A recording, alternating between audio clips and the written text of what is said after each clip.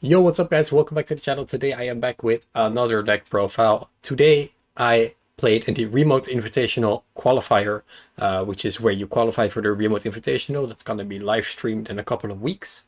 And I got second place, which I'm really happy about. Yesterday I was fourth after Swiss, and today I beat my top 8 opponent.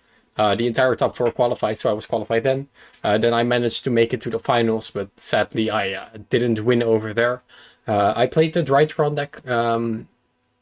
The theory behind that is the entire week on my Twitch, for example, I was playing a lot of trap decks. I really thought that this was a slower format, so heavy impactful cards could like do the trick.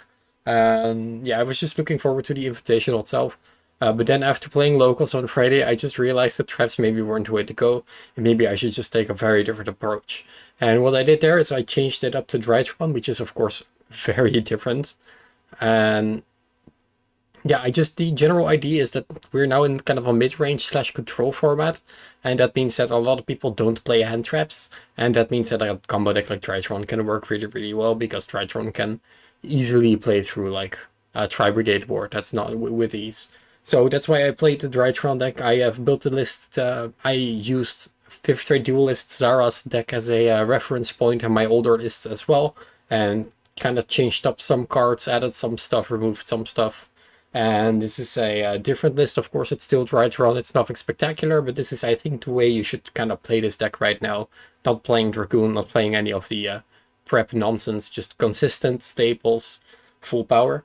So my matchups, round 1, I played against Tri-Brigade, which I won relatively easy. I mean, the staples were coming in clutch that game.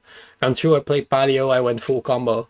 He scooped, then he just summoned Swap Frog, and then he only set 3 back row, and this deck can play through that. Round 3, I played against Donovan LeBlanc, a good friend of mine, who won the very first Invitational. He played Salamangreat, and I beat him. Salamangreat is, for example, one of the decks that are really good for this format. Not versus Drytron, which is definitely where the power of my deck pulled through, and I won. Round 4 I played against Trizoo. I won that one too. Round 5 I played against a Dragon Link deck, which I also beat. Round 6 I played. Round 5 I played against Raphael Neven. Shout out, who got the top 4 as well, so he's going to be at the Invitational too. I beat him. Round 6 I played against Trizoo as well. I beat him. Round 7 I played against Prankits. Axel Benoit, who played Madolce at the previous events, who also has a deck profile on my channel. He sadly beat me. Prankits is literally the only deck you can realistically lose to, because they are one of the few decks that do run more than 10 hand traps. So yeah, that's exactly what happened. He opened 3 hand traps with a Prankit, 2 games.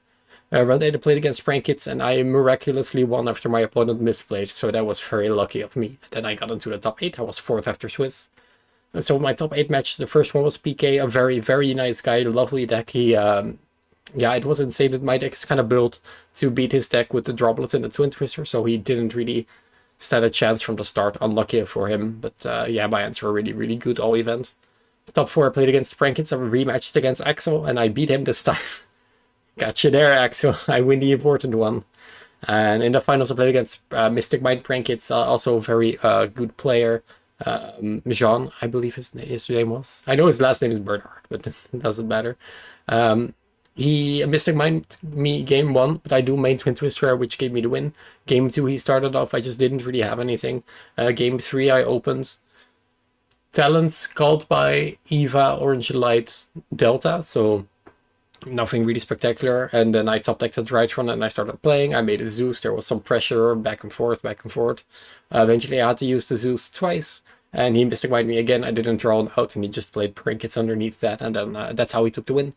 All in all, I really wish I would have won, not gonna lie, but second place is also very nice, and I am just excited to get into the Invitational once again. So let's go into the deck profile.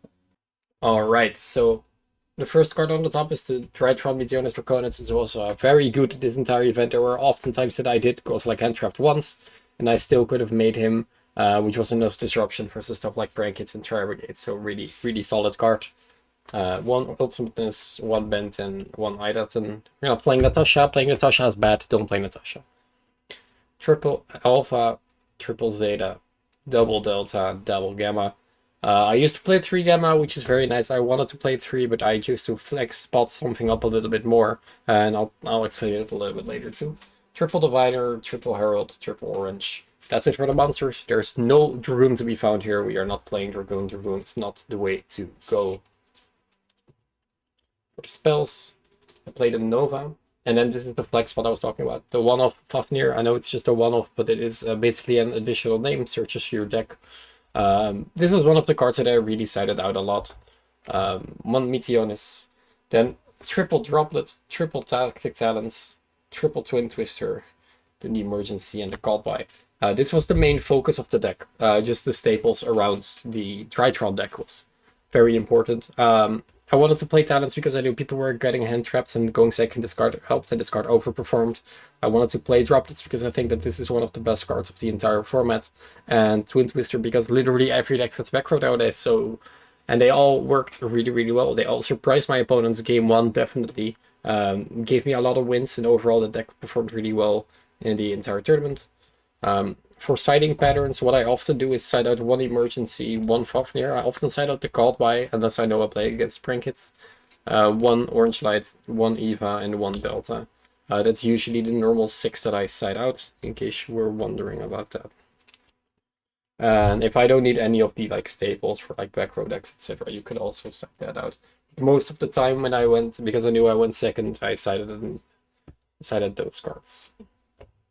And for the extra deck, Inkaribo, Masquerena, Phoenix, Unicorn, never summoned this card.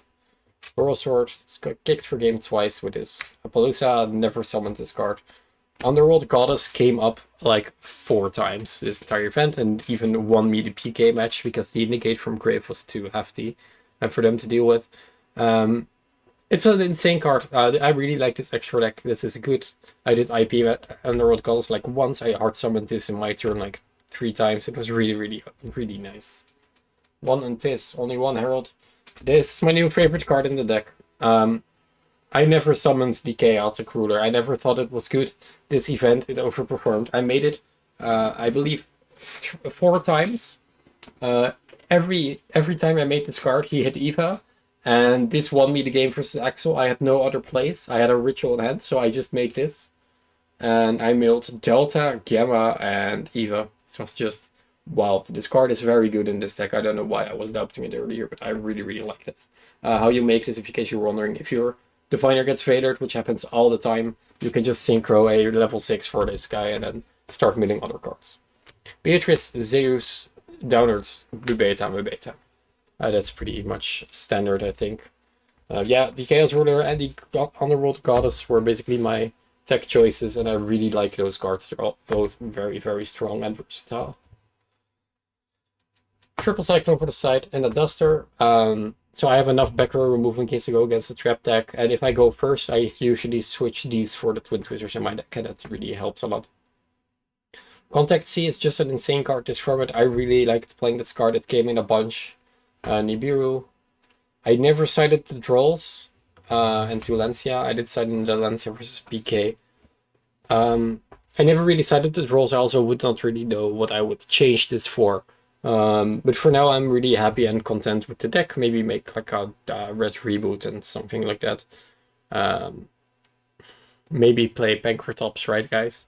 But yeah, overall, I am just very, very, very happy with the deck.